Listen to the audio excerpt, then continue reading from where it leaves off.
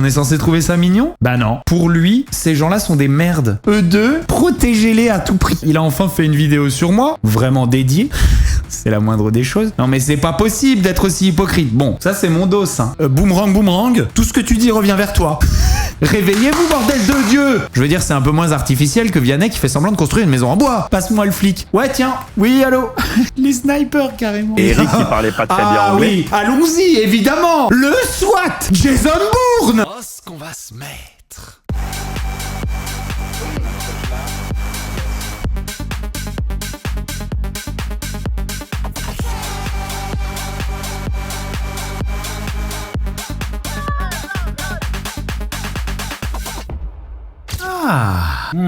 Eh ben il commence bien ce petit stream. On a des bonnes petites actus ce soir. En partie grâce à des gens qui ont compris que si tu veux faire des vues, si tu veux être un peu intéressant et faire des likes, il faut désormais parler de Bastos. Il faut parler de mon stream. Je vous dis un secret, mais ne le dites à personne. Ça nous fait de la pub.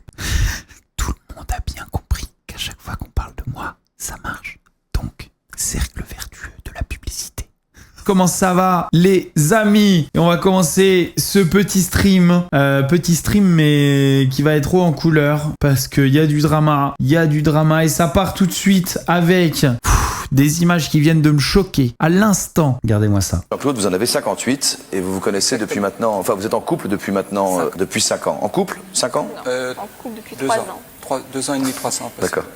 Ils sont en couple depuis 3 ans alors qu'elle a 18 ans. Mais ils ont d'abord dit 5 ans. 5 ans. Et le gars, il a 55 ans. Et eux, ils sont sur un plateau comme ça, détente. Et quand ils ont dit 5 ans, ça veut dire, les gars, ils se sont rencontrés certainement où ils ont commencé à fricoter. La meuf, elle avait 13 ans. Et le mec, il est là, détente.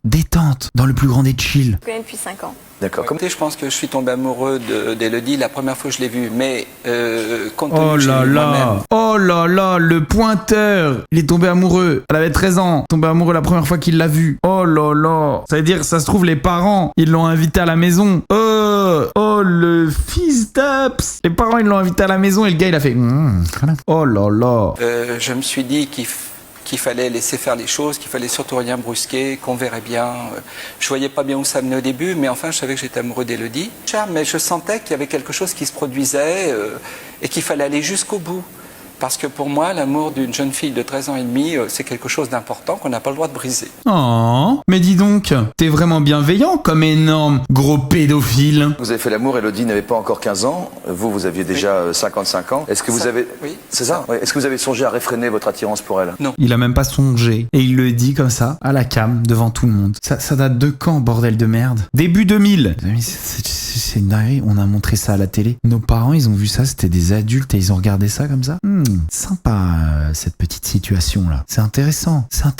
Je suis choqué. On enchaîne avec une nouvelle qui fait trembler un petit peu la mini TikTok sphère. Gabriel Ayuso est de nouveau en couple. Et vous allez pas croire avec qui. Moi, je vous jure, au début, j'ai vu cette vidéo, je me suis dit non, quand même, il s'est pas remis avec Lisa Marie. Parce qu'en fait, votre pote, elle a maigri de fou. Anna, dans Love Island, c'était une meuf solide. Elle a maigri de fou. Et là, on dirait Lisa Marie maintenant.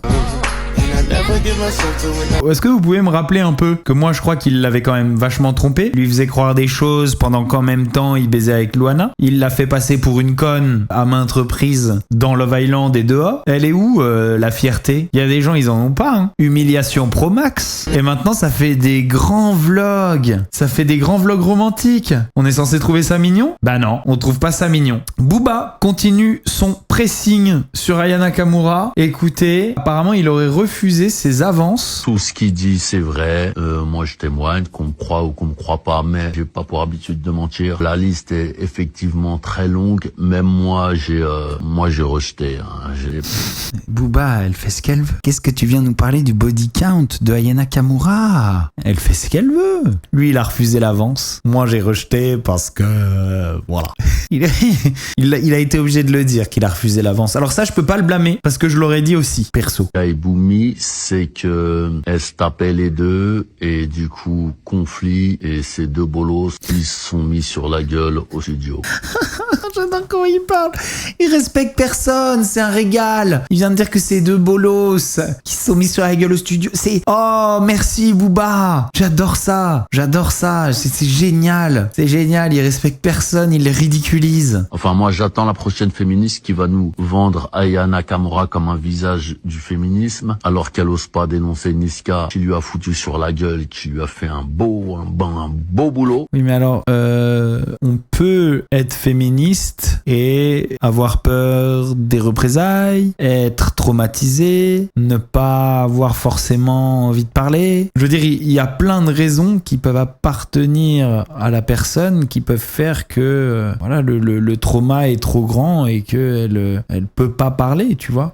Là, je suis pas sûr. Reste dans l'humour. C'est pas à toi de parler à la place des victimes. Et qu'elle est maintenant mariée à un jeune de 24 ans, condamné aussi pour violence conjugale. Donc, alors ça c'est vrai, je crois qu'elle vient de se marier avec je sais plus quel schlag de rappeur violent, RK ou un truc comme ça, typique quoi, vraiment typique. Arrêtez d'aller vers ça, c'est de la merde d'être humain. Qu'est-ce que vous allez renifler là-dedans? Y a aucune chance que ces mecs changent, c'est bon? Point final, ils ne changeront jamais. Un mec qui tabasse une femme, on peut le rayer de la carte. No way! Adixia s'appelle maintenant officiellement Adixia. Pour vous annoncer que je m'appelle officiellement Adixia. Ça y est, je suis trop contente. Bah nous aussi, hein. Félicitations, ça doit être quand même un sacré réconfort pour toi, Adixia, d'enfin avoir pu ajouter ce nom-là à la liste de tes noms. Félicitations en tout cas, bravo. Même que je devais le faire il y a 10 ans, mais à l'époque je trouvais pas ça forcément nécessaire et puis bah... T'avais peut-être raison, t'étais peut-être dans le vrai il y a 10 ans. Je pose ça là, t'en fais ce que tu veux. Bébé en sueur à la commune.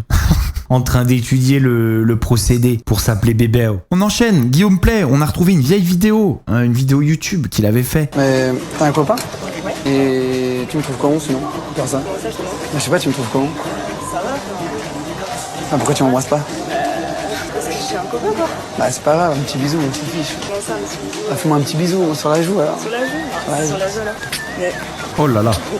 Ah, il l'a carrément attrapé par le cou. T'as un copain ou pas dans la vie toi? Non. T'as pas de mec? Non, pourquoi? Non, je sais pas, tu me trouves comment? Je te plais ou pas? Bah ouais, ça va. Ah, pourquoi tu m'embrasses pas? Comme ça, là... Ah, pourquoi pas? Oh la gêne immense que c'est en train de me procurer. Ah là là. Ah, ça me fait me casser les dents du fond. Vas-y, vas-y. T'as un copain? J'ai un copain. Depuis combien de temps? Un an. Ah, tu me trouves comment sinon moi? Non mais en général tu me trouves comment? Comme ça? Comme ça je veux dire. Je connais pas, je pas Non mais tu me trouves comment? Ouais, j'ai pas d'amis. J'ai un copain, j'ai pas d'amis à mener. Pourquoi tu m'embrasses pas? Bah, c'est parce que je t'embrasse pas. C'est bon ça. Mais dégage! Ça va, c'est bon. Bam.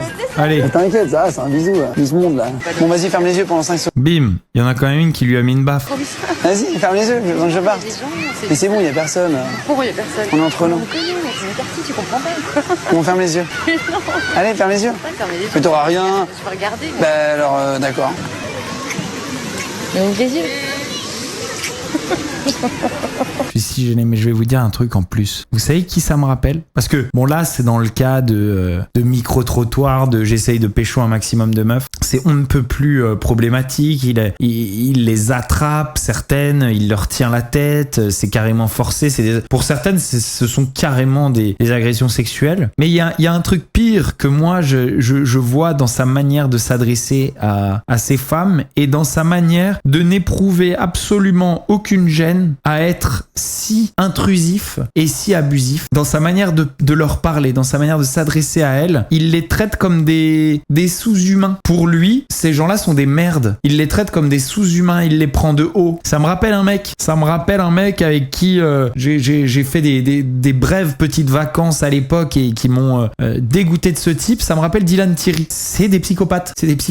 C'est des gens qui n'éprouvent absolument aucune empathie. C'est des gens qui considèrent les autres êtres humains comme des PNJ. On voit dans la manière avec laquelle il s'adresse à ses filles une confiance en lui immense due au mépris qu'il a pour leur existence. Et hélas, cette confiance en lui va être aux yeux de certaines femmes séduisante. Méfiez-vous des gens qui ne sont pas timides du tout, qui ont une grande confiance en eux, qui peuvent faire des blagues gênantes pour tout le monde avec la plus grande fierté. Méfiez-vous méfiez-vous de ces gens-là. Et hélas, il y a beaucoup de psychopathes qui réussissent très très bien dans les affaires. Pourquoi ils réussissent très bien dans les affaires? Parce que ils bénéficient, alors attention, c'est pas la seule raison, mais ils bénéficient entre autres de cette gigantesque confiance en eux et de ce manque immense d'empathie qui fait que ils ne s'alourdissent pas eux du poids des émotions des autres, de la souffrance d'autrui, et ils peuvent absolument marcher sur leur concurrence, sur leurs subalternes. Et évidemment, dans le cas de Guillaume Pley, il y a un parallèle direct entre ce comportement-là, le comportement qui a été décrit par tous les collaborateurs qu'il a pu avoir au long de sa carrière, et sa réussite fulgurante. Moi, je pense qu'il y a ça qu'on n'a pas sorti de cette vidéo et qui est hyper important. Et les racailles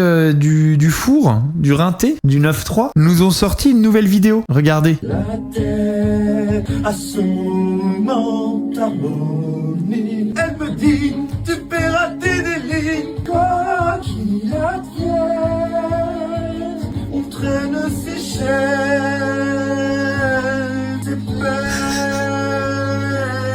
Je vous m'énuis à la symphonie. Eux, c'est notre, à mon avis, c'est notre plus grande chance. Parce que c'est la gangrène de la street. C'est ce qui va faire que la street va se désolidifier de l'intérieur. Eux, c'est notre seul espoir. Eux deux, protégez-les à tout prix. D'accord? Protégez-les à tout prix. Si ça se trouve, c'est la DZ Mafia, les gars.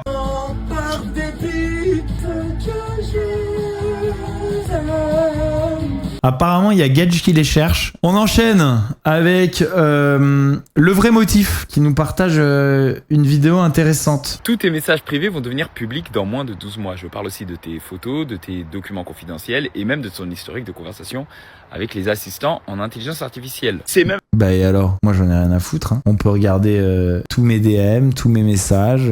J'ai rien à cacher en fait. Il y a quelques semaines, OpenAI, les développeurs de ChatGPT, ont créé une intelligence artificielle puissante, tellement puissante qu'ils l'ont pas mis à destination du public. Non, ils l'ont enfermé dans leur bureau sur un ordinateur déconnecté d'internet et donc du monde. Ils ont soumis à ce modèle un test d'intelligence. Le modèle n'arrivant pas à répondre au questionnaire, a commencé à chercher un moyen détourné d'avoir le score maximal. Il a très rapidement identifié une vulnérabilité au sein de l'entreprise OpenAI et il a pu se propager d'ordinateur à ordinateur jusqu'à... Oh là là là là là là là là. On n'est pas dans la merde. Je vous le dis, on n'est pas dans la merde. J'adore comment...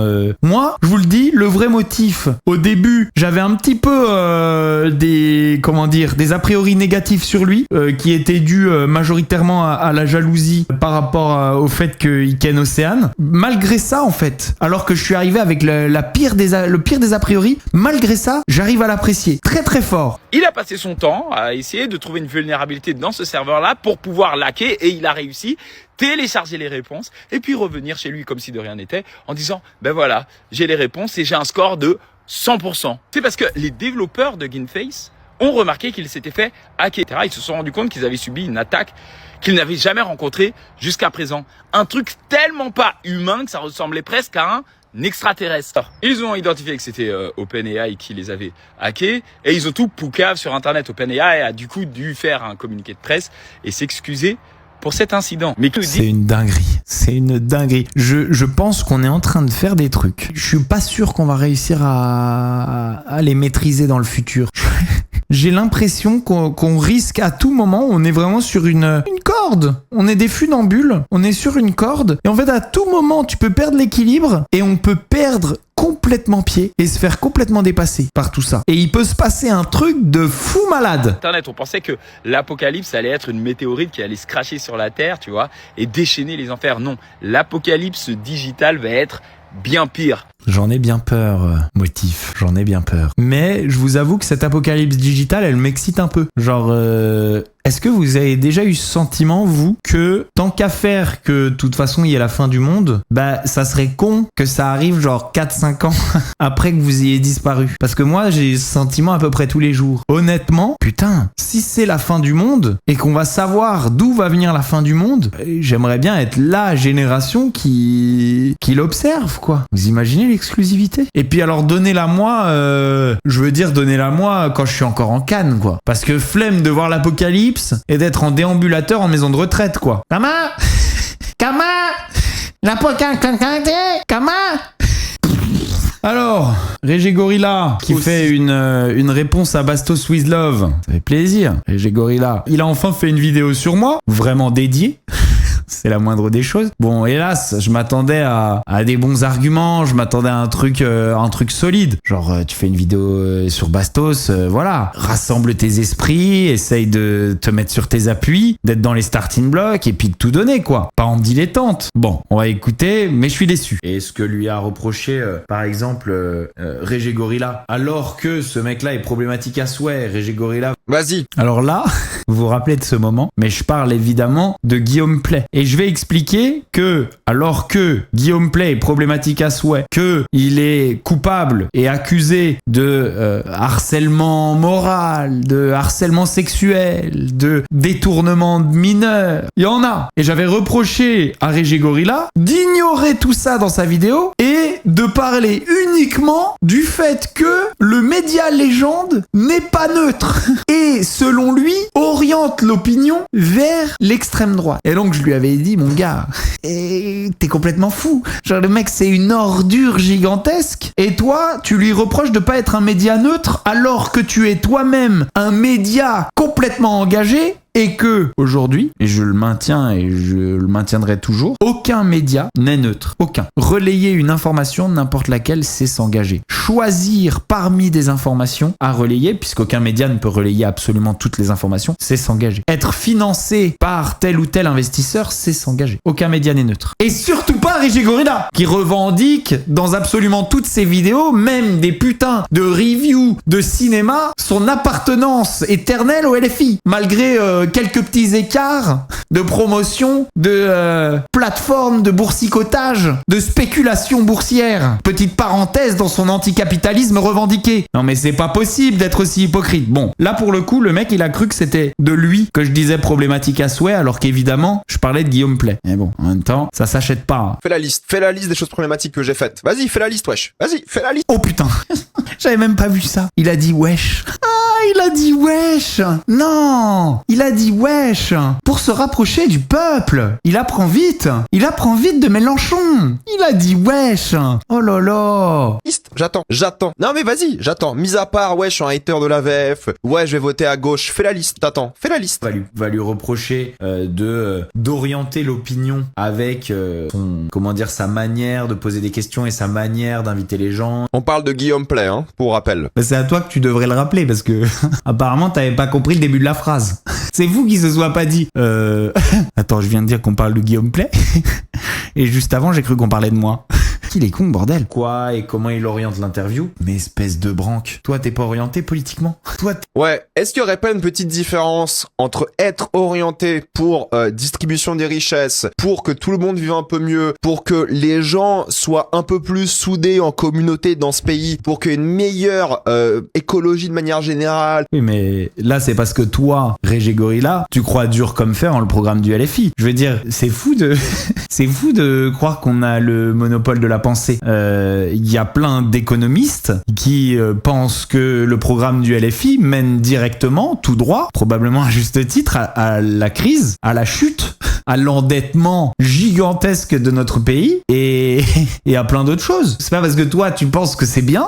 Alors sur l'écologie, on sera toujours d'accord. C'est-à-dire que moi je regrette que l'écologie ne soit pas plus le souci d'absolument tout le monde. Pour qu'il y ait un meilleur système démocratique en France, tu sais, pour plein de raisons différentes. Alors meilleur système démocratique en France, encore une fois, c'est subjectif, Régé. C'est subjectif. Je vais pas épiloguer là-dessus, mais vous suivez mon regard, vous aurez compris. En fait, qui font que la France Insoumise est un parti intéressant aujourd'hui en face à ce que fait Guillaume Play. Mettre en avant le Mossad, mettre en avant des gens d'extrême droite, Zemmour, Le Pen, des suprémacistes blancs, des racistes, des fascistes, il y a pas une différence. Oui, mais il a pas fait que ça. Là, c'est ça que t'oublies, Régé Gorilla. Je suis d'accord avec toi. Il a mis en avant certaines personnes détestables. Mais il a pas fait que ça. Guillaume Play, il a mis en avant un panel quand même plutôt diversifié de gens. Maintenant, je suis d'accord avec toi sur le fait que il oriente, il est engagé, le média. Mais si toi, t'es engagé, c'est pas parce que tu penses que ton engagement est le bon bon que tout le monde le pense. Tu parles de démocratie. Ce qui est certain pour toi ne l'est pas pour beaucoup de gens. Tu dois respecter leur avis puisque tu es un grand démocrate. On peut ne pas aimer Mélenchon, ce que tu veux, j'en ai rien à foutre. Y a pas une différence entre tu dis quand même, j'ai envie que les gens vivent mieux dans ce pays en prenant aux riches, dont je fais partie, et moi je donne, j'en ai rien à foutre. Tu donnes, mais quand même tu prends, et parfois en promeuvant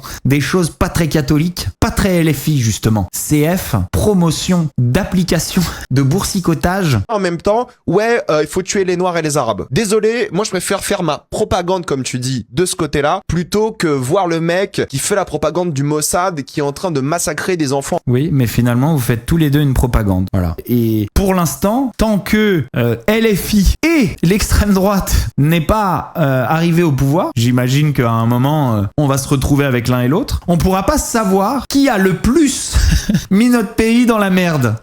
Ce que tu comprends pas, Régis Gorilla, c'est que pour moi, c'est la même merde. On est autant dans la merde avec l'un qu'avec l'autre. Mais ce que je te reproche, c'est de te focus là-dessus quand tu critiques Guillaume Pley, au lieu de te concentrer sur l'ordure humaine que ce gars représente depuis le début de sa carrière. Alors que tu fais exactement la même chose dans le domaine de l'orientation de l'opinion publique vers probablement une crise gigantesque. Voilà. En Palestine, s'il te plaît, il y a une petite différence. C'est pas juste, ah, c'est de la politique. Et les gens comme toi, les centristes, là, en mode, ah, c'est la même chose, c'est à cause de vous que le fascisme va arriver au pouvoir, et après vous allez regretter. Eh ben, je te prie de croire que je suis pas d'accord avec toi, et à mon sens, c'est à cause de vous que le fascisme va arriver au pouvoir. Je vais même pas expliquer pourquoi, parce que tout le monde l'a déjà très bien compris. C'est à cause de vous. On enchaîne avec les premières images de la Villa des Cœurs Brisés. C'est plus réjouissant, c'est plus fun. C'est parti. Dire la vérité, je pense qu'on va faire un très bon binôme. Oh putain! Lucie Mariotti revient? Lucie Mario Street? Non! She's back! No way! Ça fait 10 ans qu'elle dit qu'elle va prendre sa retraite. Chaque année, elle revient. C'est pas croyable! Waouh! On dirait Booba. Désir à raconter les vérités aux autres et à foutre le bazar. Tu dois faire quoi en fait? On m'a envoyé des choses que j'aurais vraiment préféré ne pas voir. Quel enfer! J'ai l'impression de revoir encore et encore la même télé-réalité. Quel enfer! Ils sont habillés pareil, ils ont toujours les mêmes têtes, c'est toujours les mêmes, les uns après les autres. Tournage après tournage, c'est les mêmes gens. Quel enfer, mon Dieu! Virez-nous les tous! Regardez comme ça a bien marché, Secret Story! On n'en peut plus! Putain! C'est infernal, c'est de la merde! Je suis sûre de toi, tu penses vraiment que tu peux m'avoir? J'ai hâte, ça va être bien. Ça c'est le bisou de Carla et Rafou Peps. This is it. Ça c'est mon dos, hein. On est là. Et oui, ils sont sortis ensemble. Oui, ils sont sortis ensemble après l'émission. Je le sais de source sûre, d'accord? 100%. Maintenant, aujourd'hui, je sais pas s'ils sont toujours ensemble. Maintenant, j'ai essayé de me renseigner un petit peu pour savoir si Kevin Gage et Carla avaient remis le couvert en vacances. Alors, j'ai pas eu de réelle réponse à ce propos-là. Par contre, les réponses que j'ai eues, c'est Kevin, il est vraiment passé à autre chose. Et depuis les vacances, il roule sa bosse, il jaguardise, d'accord? Donc il n'y a pas de retour du couple, parce que sinon au moins il se cacherait un peu, et il se cache pas du tout. Donc il n'y a pas de retour du couple Kevin Carla, voilà, ça vous le savez. Donc s'il n'y a pas de retour du couple Kevin Carla, et que soit il s'est rien passé en vacances, soit bon, il y a eu une glissade qui restera éternellement cachée, il n'y a aucune raison pour que Rafou Peps ne soit plus avec elle, d'accord? Sauf une, et je vais vous la dire maintenant, et c'est encore un scoop. Rafou Peps a été croisé sur Hinge, qui est une application de rencontre,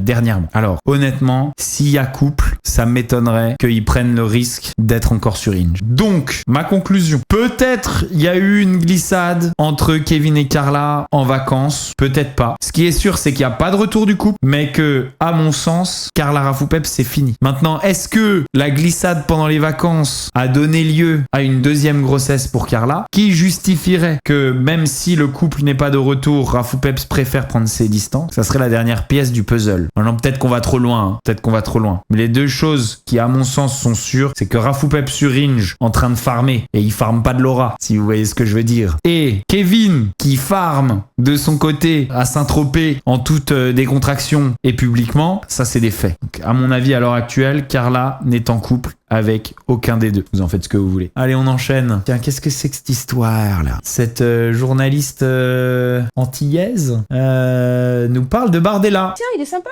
Jordan Bardella et tout. Et donc on s'installe et puis les premières questions commencent, il commence à être tendu. Parce qu'en fait, je suis pas là pour le caresser dans le sens du poil, et j'attends pas à ce qu'il me lance des fleurs non plus. Ça fait partie du jeu, de l'interview politique. Et puis à un moment donné, il se crispe vraiment, mais je pense que c'est lorsque je lui pose des questions sur toutes les questions qui nous concernent, les causiers de chlordécone. En fait, là, il devient tendu. C'est sûr que quand il a entendu Écossi de chlordécone, le mec, il a fait oh merde, Écossi de chlordécone, oh merde. C'est quoi encore ce truc? Il a dû laquer de fou. C'est sûr qu'à ce moment-là, il a dit boomerang, tout ce que tu dis revient vers toi. Il a dû dire, qu'est-ce que c'est encore que ce mot créole là? D'abord, nous étions présents, premièrement. Deuxième, madame, si Et vous n'avez pas voté? Si nos compatriotes d'outre-mer estimaient que le Rassemblement national ne les défendait pas, alors ils ne voteraient pas en faveur du Rassemblement national. Je vous rappelle que... Ça, c'est son argument qui revient tout le temps. Il est trop con, putain. Ça, c'est son argument qui revient tout le temps. Ah ouais? Bah si, ils nous aiment pas. Avec les ici, que le corset non. Eh ben, pourquoi il y en a qui votent pour nous alors? Hein? Eh ben, c'est celui qui dit qu'il est, en fait. Miroir, miroir. Tout ce que tu dis revient vers toi. C'est un gamin. Il a le cerveau d'un enfant non instruit. Pas de considération des populations. Je vous parle du vote au Parlement européen. Vous êtes absent sur ces problématiques. Vous avez, madame, vos questions, j'ai mes réponses. Oh, ça c'est fort, ça. Vous avez vos questions, j'ai mes réponses. Bah oui, mais bon, en général, quand tu fais une interview, ça serait bien que ça coïncide.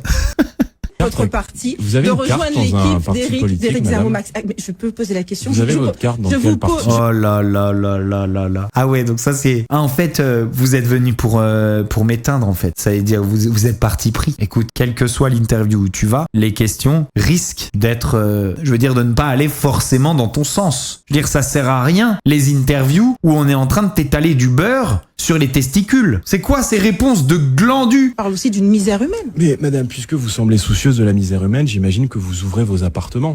Oh putain, non, il a pas dit ça. Il a pas dit ça. C'est l'argument de l'influenceur débile micro-trottoir d'extrême droite qui se rend dans les manifestations de gauche et qui dit ah vous battez contre la pauvreté et la misère, mais vous hébergez combien de clochards chez vous? Non, il a pas fait ça. Il a pas fait ça. Mais le gars, en fait, il scrolle trop. En fait, au lieu de faire ses devoirs, au lieu de se renseigner, au lieu de s'instruire, il scrolle sur TikTok, le gars. Il est en train de se renseigner auprès de TikTok, masculiniste, extrême droite, raciste, anti-immigration, etc. Alors, soit il est hyper con, soit il est dans une attitude de mépris total des Français, et il se dit, ok, les Français, ils adorent ces TikTok.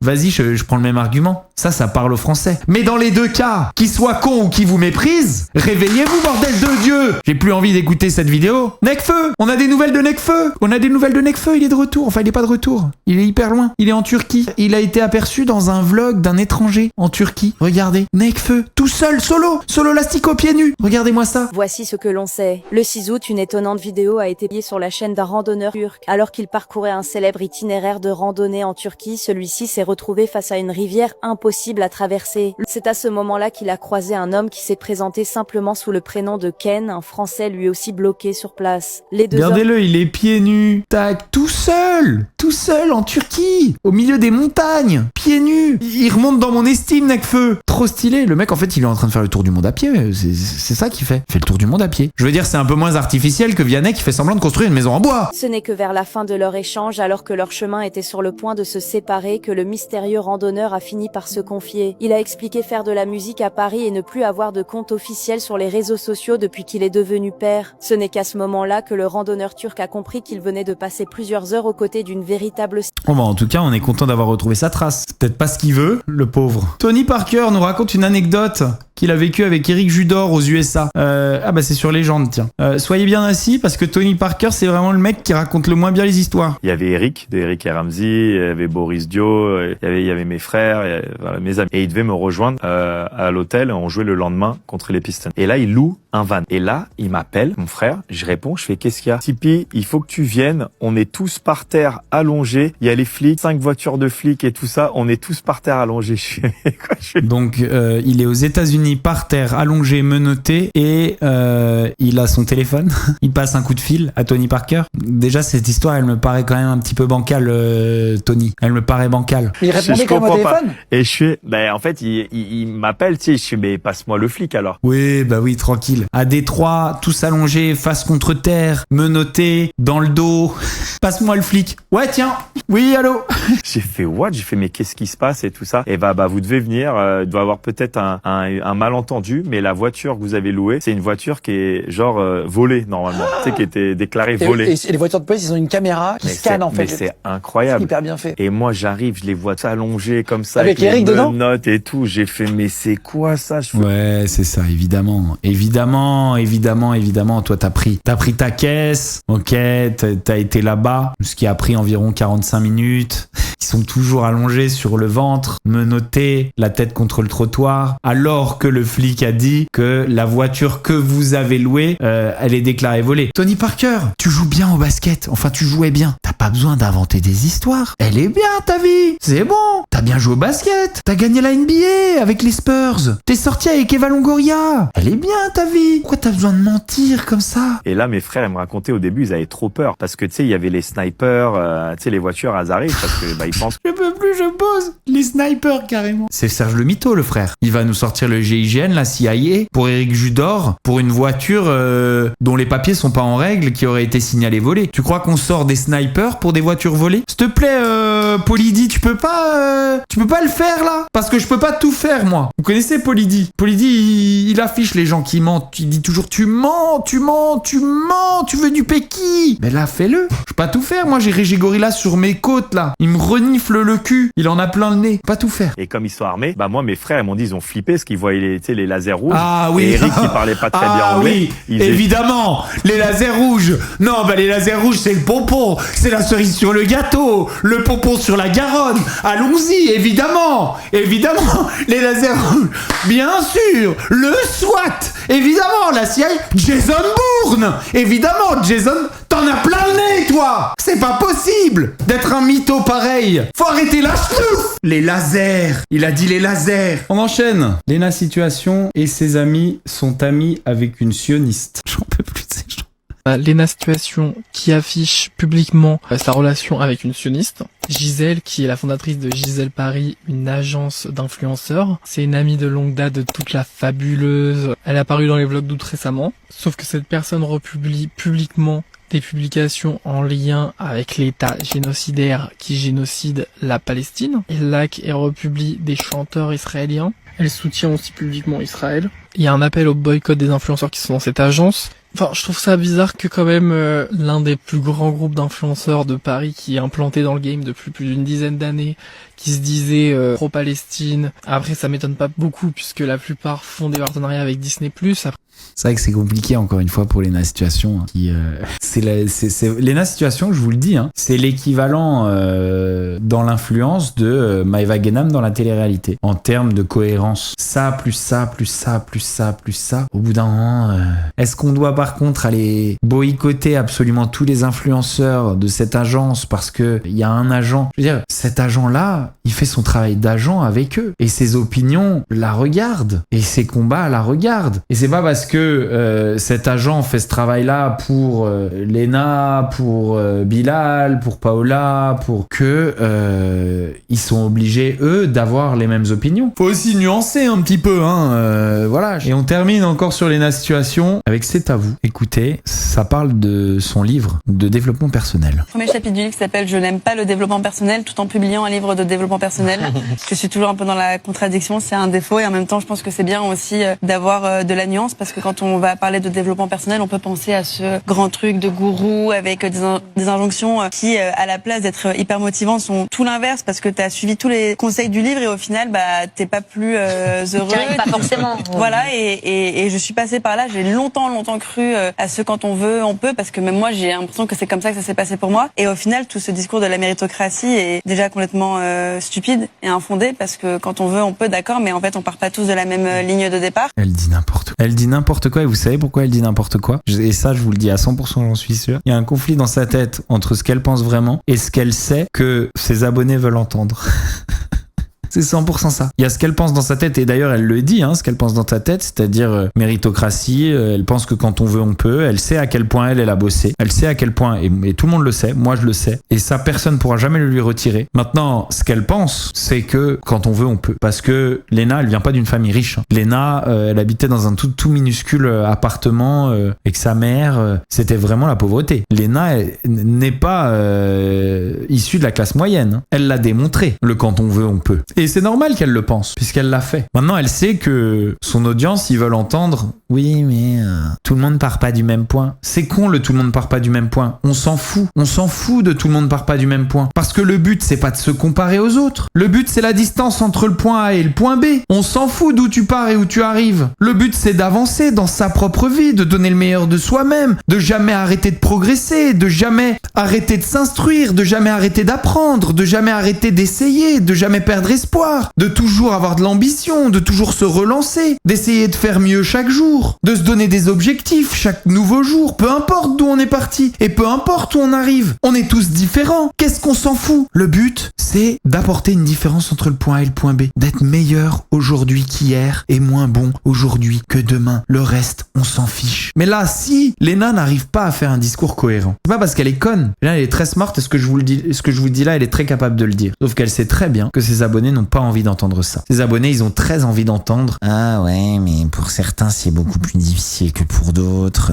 Arrête de brosser les gens dans le sens du poil, secoue-les. Je sais très bien que c'est ce que tu penses. Fais pas de démagogie, tombe pas là-dedans. Regarde où ça t'amène. Essayez de faire de la démagogie et de dire à chacun ce qu'il veut entendre. Regarde où ça t'a amené. » Aujourd'hui, des dizaines et des dizaines de vidéos qui pop par jour sur TikTok pour mettre le doigt sur toutes les incohérences de ton discours. Ah, je soutiens la Palestine, mais en même temps, je suis une bosseuse et je travaille avec une manager pro-Israël. Je suis écolo et pro-Palestine, mais en même temps, je suis obligé d'aller au Met Gala de Jeff Bezos, présidé par le boss d'Amazon. Arrête, tu arrêtes maintenant. Tu ne peux pas plaire à tout le monde. Alors sois honnête. Être président de la République, c'est ça? Bah tu t'y prends mal. Faut choisir un camp, faut choisir des convictions. Assumer ses convictions. On peut pas brosser tout le monde dans le sens du poil, d'accord? Parce que tout le monde a pas le poil dans le même sens. Ça me rappelle les poils de chatte de l'autre. Je vais arrêter ce stream et je vais m'y atteler. Allez, ciao.